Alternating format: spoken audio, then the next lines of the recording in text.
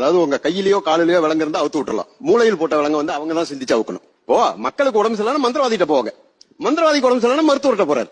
தெளிவா இருக்காங்க. அதுல ஒன்றும் சந்தேகத்துக்கு வேலையே கிடையாது. இப்ப எனக்கு ஜுரம் வந்துன்னா சின்ன பிள்ளைல மந்திரவாதிட்ட தான் எங்க அம்மா எல்லாம் கூட்டு போனாங்க.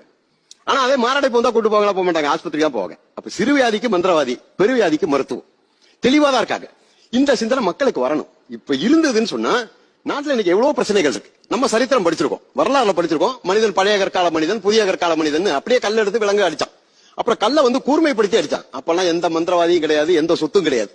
இந்த மனிதனுக்கு சொத்து வந்து பணம் வந்தது பாருங்க. பண்டமாற்று இருக்கிற வரைக்கும் கூட பிரச்சனை இல்லை. என்கிட்ட கோழி இருக்கும், கோழியை கொடுத்து நான் 3 கிலோ நெல்லை வாங்கிக்குவேன்.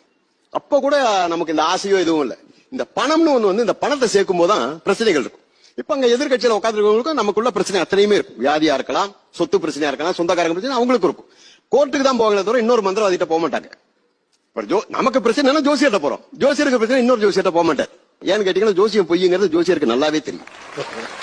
மந்திரவாதிக்கு மந்திரம் படிக்காதீங்க, மந்திரவாதி எல்லாருக்குமே தெரியும். ஏதாவது ஒரு மந்திரவாதி போய் இன்னொரு மந்திரவாதிட்ட, ஐயா உங்களுக்கு என்கிட்ட ஸ்கில் இல்ல, எனக்கு என் சொந்தக்காரன் வந்து சூனியம் வச்சுட்டான், அவன் என்னோட பவர் ஜாஸ்தி, அதை எடுங்கன்னு சொன்னதா சரித்திரம் கிடையாது.